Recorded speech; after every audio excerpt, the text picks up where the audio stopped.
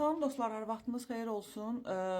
Son günlərdə Azərbaycanda saxlanılan 4 erməni məhbusun azadlığa buraxılması ətrafında səslənən fikirlərə, eləcə də sosial şəbəkədə mənim də postlarımın altına yazılan rəylərə, paylaşımlara toplu bir cavab olaraq mən də öz münasibətimi bildirmək istəyirəm. Mən bu münasibəti sadəcə bir insan kimi yox, həm də daha çox Avropada yaşayan və həm Avropada, həm də Azərbaycanda baş verən prosesləri yaxından izləmək imkanı olan bir jurnalist kimi bildirmək istəyirəm və demək istəyirəm ki, bu qərara biz emosional yox, analitik prizmadan baxmalıyıq. Bu çox vacibdir. Çünki söhbət təkcə 4 nəfərin azadlığa buraxılmasından yox, post-münaqişə dövründə Azərbaycanın seçdiyi siyasi xəttdən gedir. Yəni, bu addımın mahiyyəti ondan ibarətdir ki,